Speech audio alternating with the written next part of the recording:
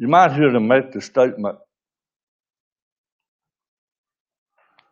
I guess I would have turned it on, that tithing is the scriptural way for the church to obtain money.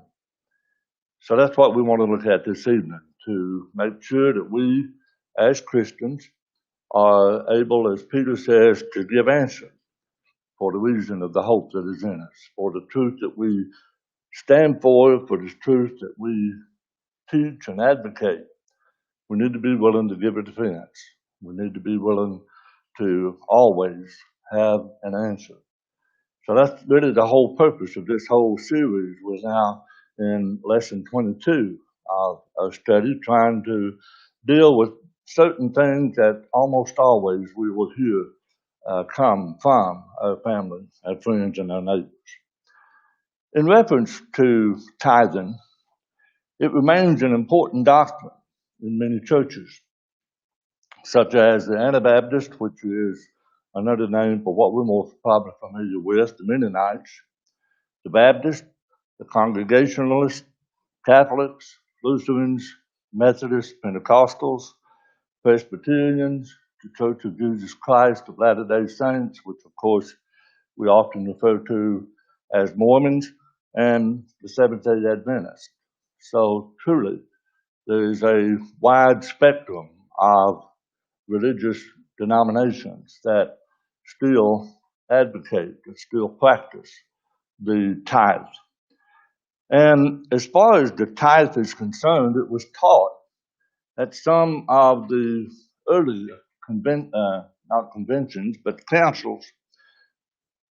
It goes all the way back to 567 AD at the Council of Tours. It also was brought up in the Third Council of Macon in 585 AD. So we see that this is something that has been a part of at least Catholicism and later on Protestantism. And two, many world religions practice tithing. Islam, the Baha'i, the Hindus, the Sikhism, and others. So it's not just a, quote, Christian aspect, but there are many other religions that also incorporate tithing. What do we mean by tithing? To give it a definition, and this is seeing the word as it is, of course, used in both the Old Testament and in the New. So in both the Hebrew and the Greek, the word tithe means a tenth. So it's just like what we studied when we were studying concerning the observance of the Sabbath day. There's no question concerning what day of the week the Sabbath is, because the Bible very plainly says the seventh day. And so the Bible is very clear to specify what a tithe is. A tithe, the word itself, means tenth. And as always, we want to let those that advocate tithing speak for themselves. And so in looking at the quotes, the National Baptist Convention of America teaches, and I quote, "Baptists believe that a proper sense of stewardship begins with the tithe, a presentation of which belongs to Him. The tithe is the Lord's. We have not given as a result of presenting the tithe. Our giving begins with the offering after we have tithed." Concerning the quote from the Discipline of the Allegheny Wesleyan Methodist Connection, I quote, "That all our people pay to God at least 1/10 of all of their increase as a minimum financial obligation, and free will offerings in addition, as God has prospered them. The tenth is figured upon the tither's gross income in salary or net increase when operating a business."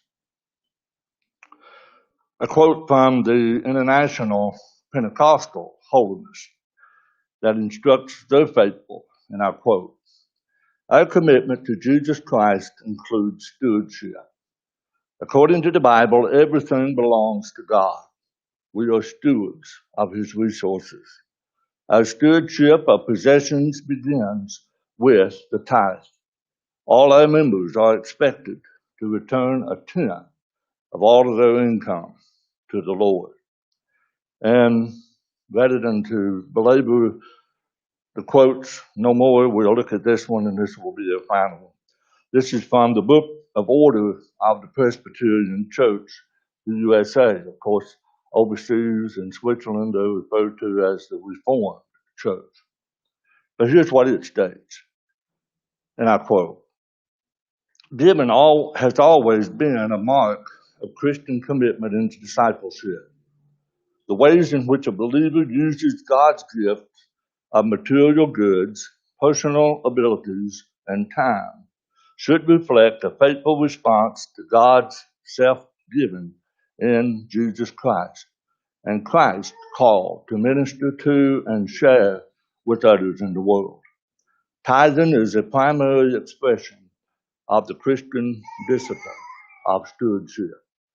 And all of these quotes were taken from the book called Passing the Plate, Why American Christians Don't Give Away More Money. So with this question, or with this statement, as with all the previous statements that we've examined in our studies on Wednesday night, we want to look at, first and foremost, and let this be the final say, and that is, what do the scriptures teach concerning the tithe being a scriptural way for the church to obtain money? The very first mention that we have of the tithe is found over in Genesis chapter 14 and verse 20. This was when Lot had been captured by the kings. He lived in Sodom. He was captured by the kings. Abraham learns of Lot's capture, and he takes his men and goes out and fights against the kings, wins the battles, rescues Lot. And then this is what we're reading here in Genesis 14 and verse 20. When he comes back from the victory, here is what Melchizedek says to him. Someone read us that 20th verse. Let's start in the back on this side. Bobby, read that for us. "And blessed be God Most High, who has delivered your enemies into your hand. He gave him a tithe of all." So Melchizedek says, "Blessed be God Most High, who has delivered your enemies into your hands." And with that, we see Abraham pays to Melchizedek a tithe. And this, as I've said, is the first mention that we have in the scriptures concerning the tithe. It's an interesting story concerning Melchizedek, but that's sort of a study within itself. But suffice it to say, this is the first occurrence that we have of the word tithe being used. The next mention is when Jacob makes a vow. We know the conflict that took place between Jacob and Esau. And Jacob has been fleeing. And now here in Genesis 28, we have Jacob making these statements in verses 20 through verses 22. Butch, could you see those to read?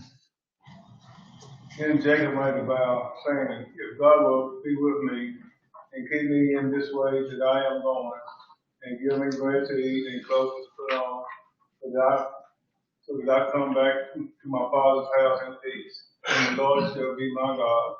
And this stone which I have set as a pillar shall be God's house, and of all that you give me, I will truly give a tenth to you." All right. So we see that here the word tithe itself is not mentioned, but it is the word tithe because of our understanding of what the meaning of the word is. Jacob uses the word tenth, that I will surely give a tenth to you. So we see mention made concerning the tithes. And this, of course, let us understand is during the patriarch age. We can basically divide all of the period of time from Adam and Eve to the present in three, what we sometimes refer to as dispensations, or just for a smaller word, 3 ages. There is the patriarch age. The patriarch is the head of the families. It was to the head of the families that God made himself known, that he expressed his will, in many instances directly, as it was to Adam, as it was to Noah. So these are the patriarchs from Adam up until the time of Moses. And then we have the Mosaic period. So what we've been studying so far in the first mention made concerning tithes is during this age of the patriarchs.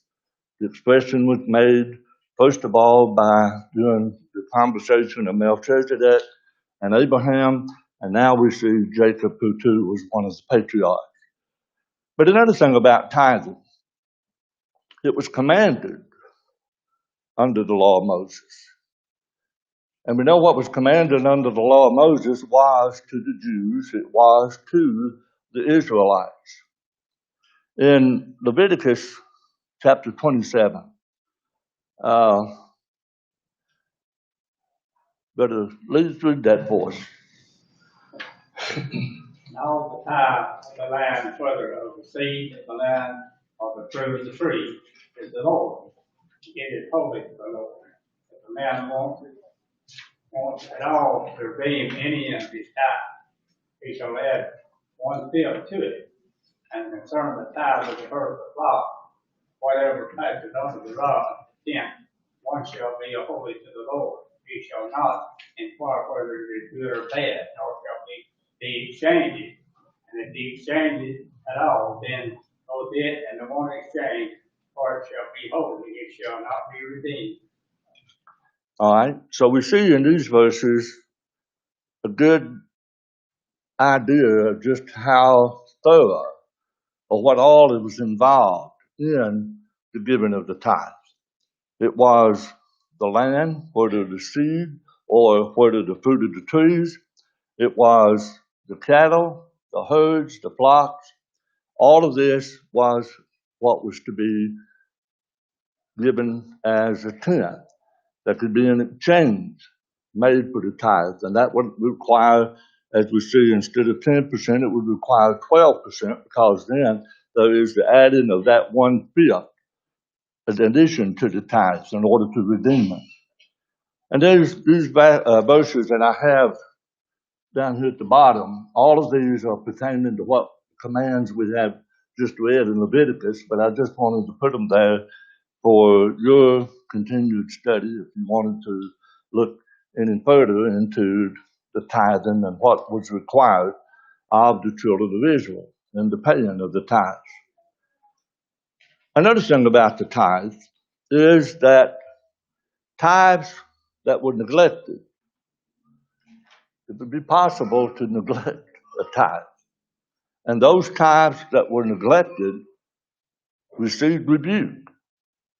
And not just only rebuke, but they had to be restored. And again, these verses are verses that talk about that for 2 Chronicles, Nehemiah, and Amos, but probably the one that we're most familiar with is this one here in Malachi. So, Byron, read that for us. When men rob God, yet you have robbed me, but you say, in what way have we robbed you? In tithes and offerings, you are cursed with curse, for you have robbed me, even this whole nation. Bring all the tithes into the storehouse, that there may be food in my house. Try me now in this. If I will not open for you the windows of heaven, pour out for you such blessing, that there will not be room to receive. All right. So I'm sure we've all heard Malachi 3 made mention of. But this still is in keeping with what we need to understand, that whenever tithes were ignored, whenever tithes were neglected, there was rebuke involved, and there was the restoring of those tithes. 2, let's ask this question. Is Old Testament tithing really practiced today? You know, we've said that there are all of these churches that believe and practice the tithe, other religions as well. So I think this is truly a valid question to get us to see whether or not those that believe and practice as they do the tithe, if they're really consistent in what they're doing. We see that tithing, and some of the tithes, not all, the ones that we mentioned there a moment ago in Leviticus 27, those that were to be redeemed, to were offered in the form of money, was not always 10%, but also that extra 1/5 that would make it 12%. So, are denominational leaders requiring 10% or 12%? That would be a good question to ask someone that insists upon churches practicing tithing as a means of obtaining money. 2, tithing had to be done by the Levites. You recall the Levites were that priestly tribe. And as Joshua brought the children of Israel into the land of Canaan and conquered it, all of the other 11 tribes were given inheritances of land in Canaan, with the exception of the Levites. They did not receive any land. And so it was the tithe that was given to the Levites. But what we also must understand is that even the Levites had to give a tithe. So we're having the giving of a tithe from the tithe. So, and we read about that in Numbers 18, verses 25 through 32. I just wanted to include that as a matter of reference if you want to go there and read about it. So are denominational leaders, are they themselves, which would be considered sort of the Levites of the clergy laity, as denominationalism has segregated themselves? Are denominational leaders giving 10% of all of the tithes to receive to someone else? That would be a good question to ask someone that advocates tithes still being a matter of the church getting its money. And another thing, in Deuteronomy 14, as well as Deuteronomy 26, every third year, tithing, every third year was to be given to the sojourner, not just to the Levites. So, question, are denominational leaders requiring 10% to be given to those outside their denominations every 3 years? That's a question that is legitimate enough based upon the practice that we see involved in the tithe in the Old Testament. That's a legitimate question to ask. It's certainly not out of the question not to ask it. And tithing, in addition to the annual sacrifices and the other acts of giving, even when they picked their crops, they were not to pick the fruit that was in the corners of the field. They were not to be completely thorough in picking all of the fruit. They were to leave a certain amount for the strangers, the sojourners. So, tithing, in addition to the annual sacrifices and the other acts of giving like gleaning, was done 3 times, not just once. There was the general tithe of all. That's in Numbers 18. There was a tithe that was eaten at the tabernacle. That's in Deuteronomy 12. And there was a tithe that we mentioned a moment ago, every 3 years, that were given to the poor and to the sojourner. Deuteronomy 14. So, our denominational leaders, well, let's put it this way, our denominations and the leaders requiring 3 tithes or just 1? And again, that's a legitimate question to ask based upon what we learned concerning the practice that God instituted under the law of Moses in regards to tithing.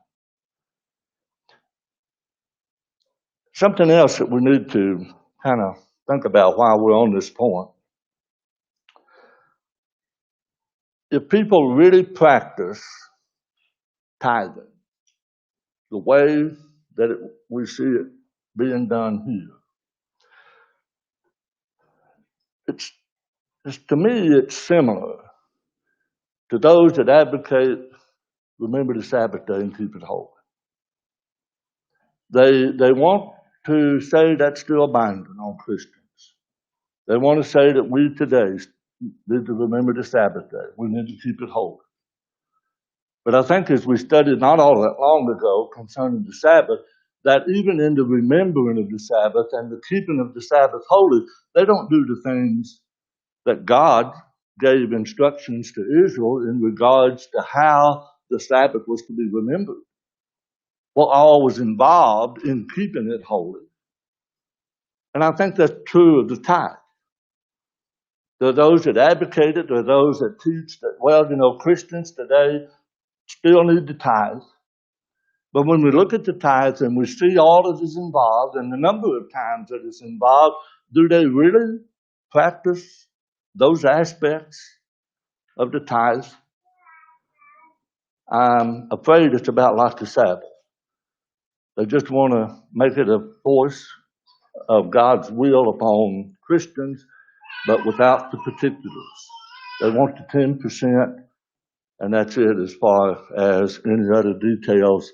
Those are conveniently overlooked. So the point comes down to tithing is no longer required.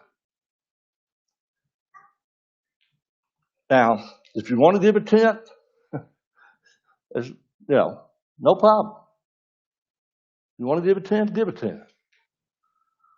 That's certainly permissible.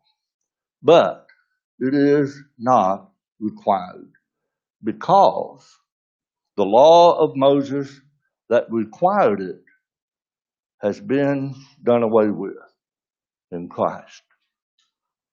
The tithe has went the way of the cross, just as the Sabbath has went the way of the cross. And all other things, circumcision and all of those things that were demanded and commanded under the law of Moses.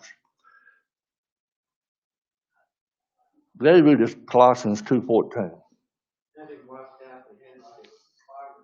Against us, which was contrary to us, and he has taken it out of the way, having nailed it to the cross. All right. The King James says, having wiped out the handwriting of ordinances that was against us, it was contrary to us. He has taken it out of the way, nailing it to his cross. Shane, read us Ephesians 2, verses 14 and 15.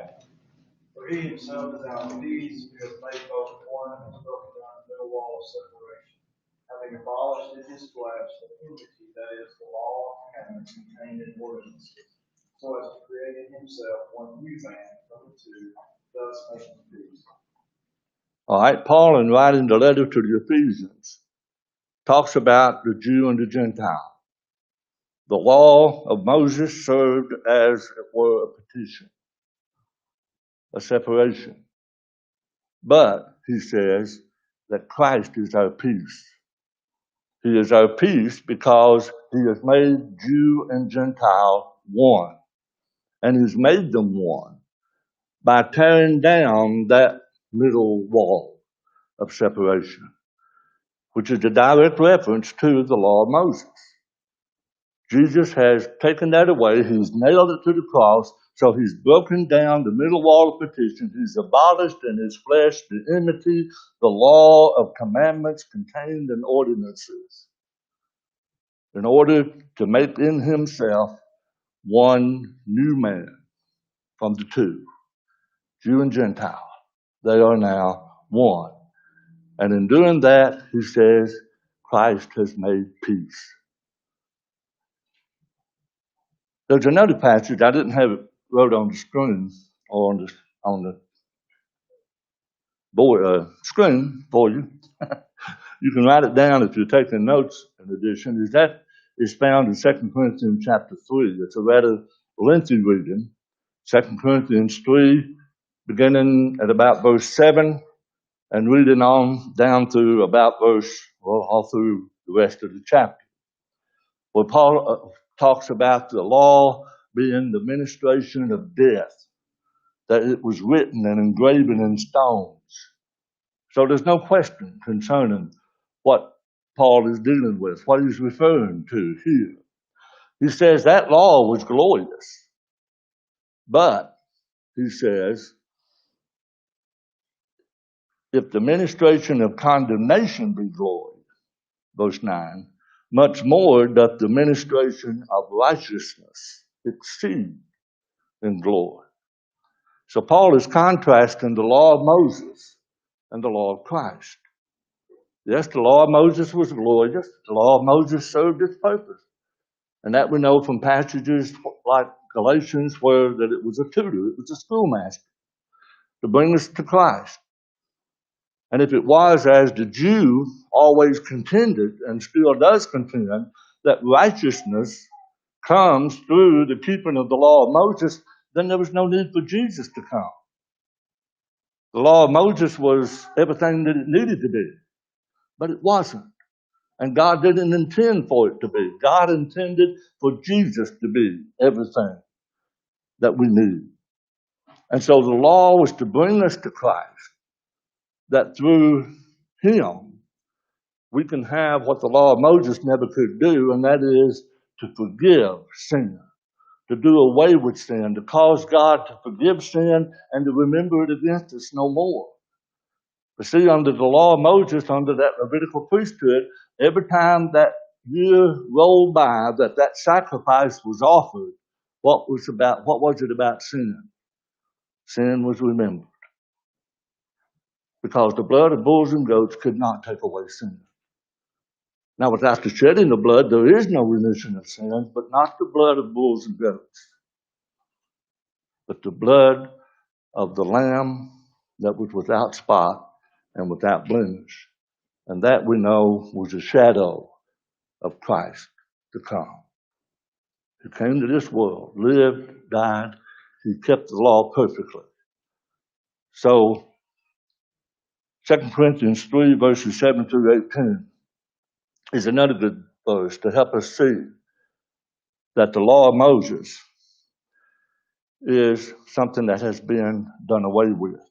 And then, too, the law of Moses is not our system of justification. It's not the law that you and I are going to be judged by in the day of judgment. In Galatians 5, verse 4, where did I leave off? Artem, read that for us. Christ is become of no effect unto you, whosoever of you are justified by the law, ye are fallen from grace. That had to be a statement that to a Jew would have been most difficult to swallow. Because by inspiration, Paul says, we're not justified by the law. And yet that's exactly what the average, typical Jew thought about the law of Moses. He thought that was the only way they could be justified. That was the only way they could be accounted righteous. And then, of course, Paul in Romans 4 talked about how that Abraham was counted righteous before there was ever the law of Moses. So if Abraham can be counted righteous before the law of Moses, then that helps us to see that there is a possibility for people to be counted righteous, imputed righteousness, separate and apart from the keeping of the law. And that we know is the law of Christ, as we'll get into. Colossians chapter 2. Andrew, read that for us.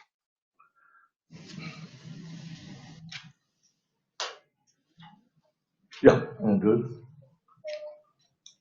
But no one judge you in food or in drink, or during a festival, or new moon of the Sabbaths, which are a shadow of things to come, but substance is of Christ. All right. So we see then, if we seek to be justified by the law of Moses, Christ is of no effect. We are fallen from grace. And so now, as we saw in Colossians 2 and Ephesians 2, now that Christ has taken that law and has nailed it to the cross, we're no longer to be judged according to what that law taught. We're not to be judged concerning food or drink. And we talked about that in a Bible study, in studying Romans 14. We're no longer restricted to the things that they were restricted under the law of Moses to not eat. Then it says, neither regarding a festival or a new moon or, in other words, Sabbath. We're no longer to be judged as to whether or not we're keeping those things, because these things are based upon the law of Moses. So now that we're under the law of Christ, no one is to judge us in regards to those things. Those were shadows of things to come. They were not the real thing. The real thing is Christ. He is the substance. We talked about substance last Wednesday night. Substance is the real thing. And so the law of Moses is not a system of justification, nor the law of Moses is the law that which you and I will be judged by. Today, we are under the law of Christ. And Thatcher, want to read that for us? To them that are without law, as without law, being not without law to God, but under the law to Christ, that I might gain them that are without law. All right. So Paul is saying that I become whatever it takes in order to win souls to Christ. Now, we know we're not wide open here, by no means. But he's just simply saying that he makes himself, whether to those without the law, then as without the law, being, of course, not without law to God, but under the law to Christ. And that's the point I want us to get from this verse. A lot of our own brethren want to think that because we're under grace, the law of grace, that we're no longer under the law. And they don't want to define the law. They don't want to define it as being the fact that we're no longer under the law of Moses. They just want us to believe that we're not under any law, that we're under grace, we're under love. But we are under law. We are always, every human that's ever been born and ever will be born has always been under law to God. Adam and Eve was under law to God. You and I are under law to God. It was not the same law to not eat of the forbidden fruit. And neither was it under the law that we are to tithe and to remember the Sabbath day. But we're under the law of Christ. And James 1 shows us an aspect of that law. Austin. Being a listener, perfect law of liberty, continue. It is not a forgetful hearer, but a doer of the word, this one will be blessed in what he does. All right. The law of Christ is a perfect law. It is a perfect law of liberty. Liberty, we know, is freedom from sin. And remember we said a moment ago, the law of Moses could not provide that. There was always a remembering of sin. But we now live under the perfect law of liberty. So the law of Moses is not the law that we're under. We're under the law of Christ.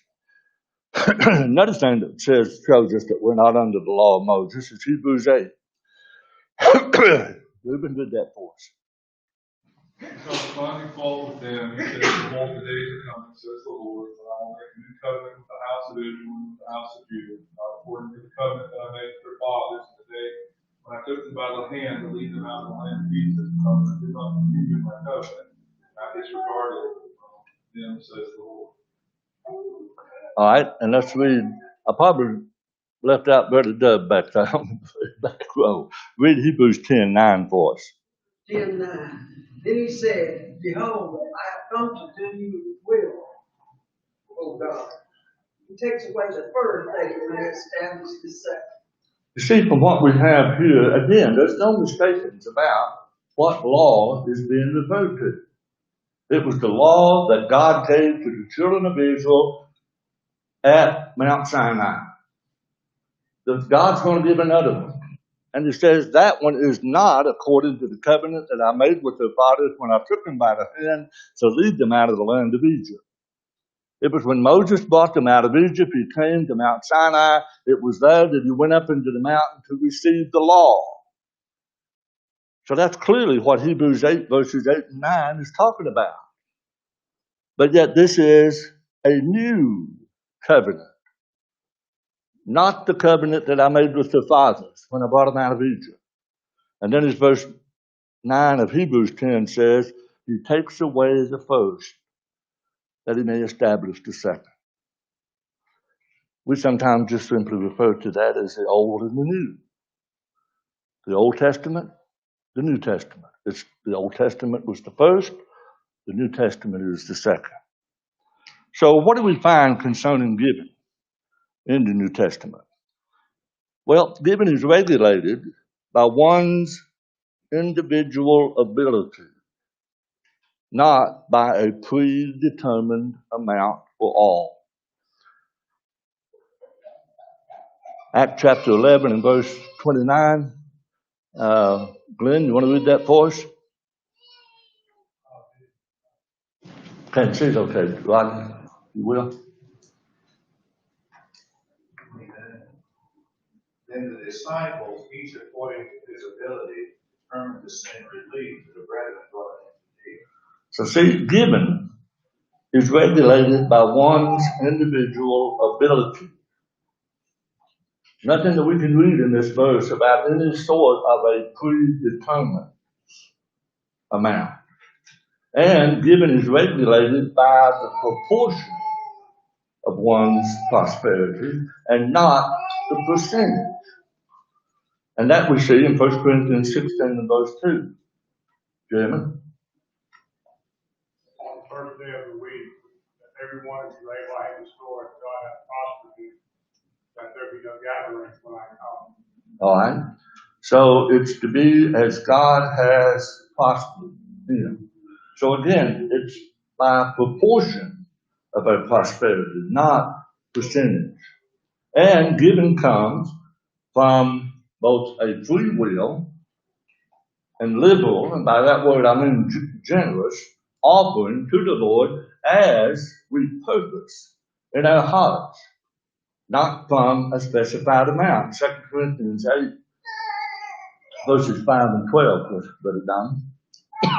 And this they did, not as we hope, but first gave their own substance, and unto us by the will of God.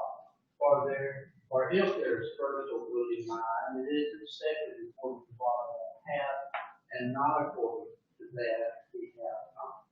All right. And let's look at 2 Corinthians 9, verses 6 through 9. Brother Henson. This I say, he was so sparingly shall we also sparingly. He was so bountiful shall we also bountifully. Every man according to the purpose of his heart, so let him give, not grudgingly or necessity. God loves a cheerful giver. And God is able to make all grace abound toward you, that you're always having all sufficient in all things, may abound to every good work. So we see then that giving is something that comes from our free will. And it is something that we purpose in our hearts to give, not some specified amount. What do we learn about tithing in the New Testament? Well, Jesus commended it. There in Matthew 23, the chapter of woes. Woe unto you, scribe, Pharisee, and hypocrite. Philip, read that for us. Woe to you, scribes, Pharisees, hypocrites, for you pay the tithe of mint and anise and cumin, and have neglected the weightier matters of the law, justice and mercy and faith. These you ought to have done, without leaving the others undone.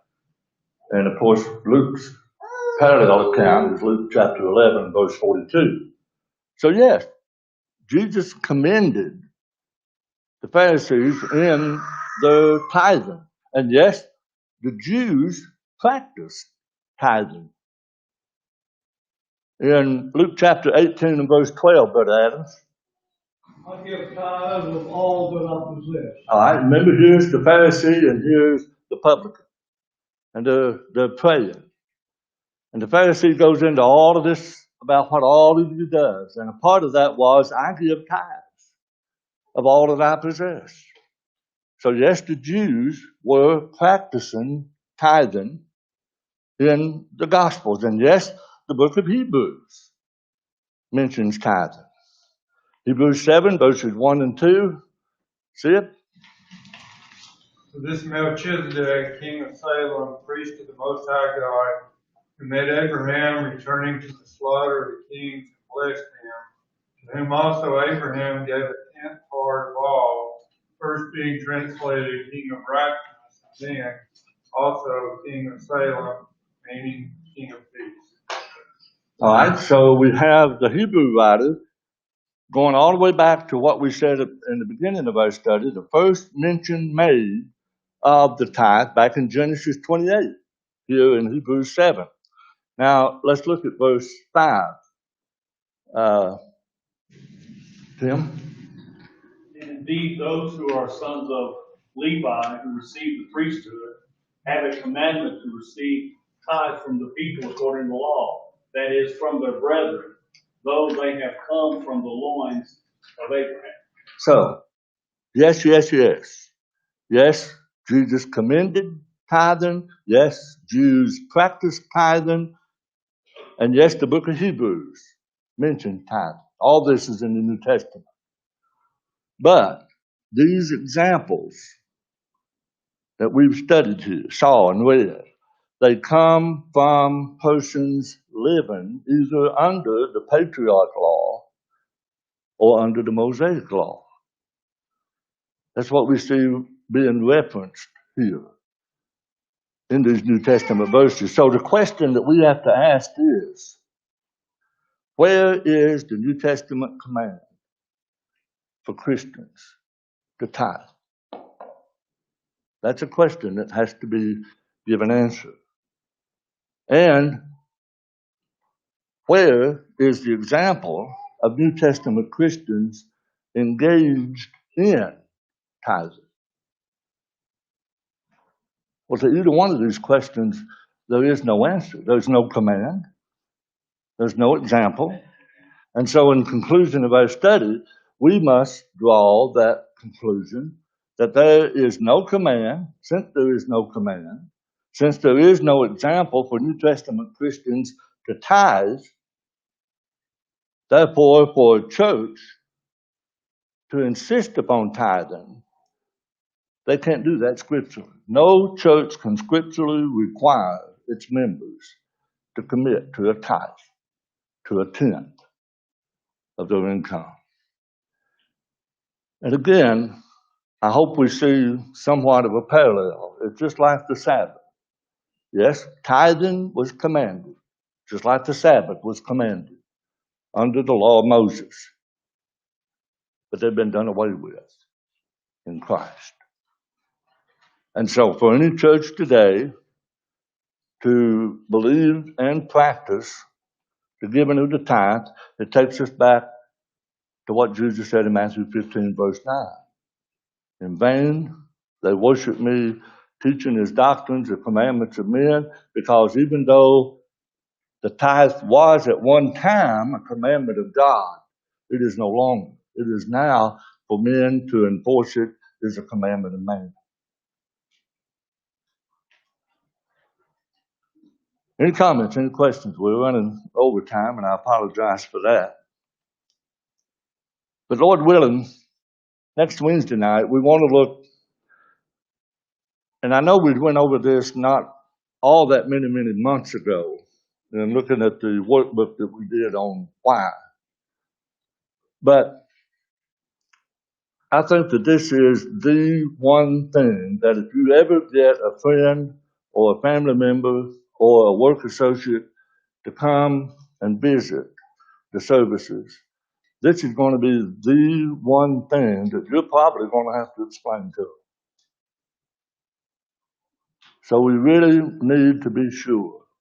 So I don't think we're going to be being really redundant in, because with just a little bit of passing the time, we tend to forget.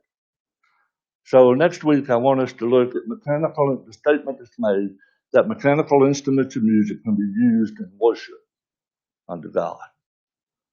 Because I think time and time again, we're going to be required to give answer to that particular point. Comments, questions? Thank you so much for your good attention. And again, we're over time, so I'll get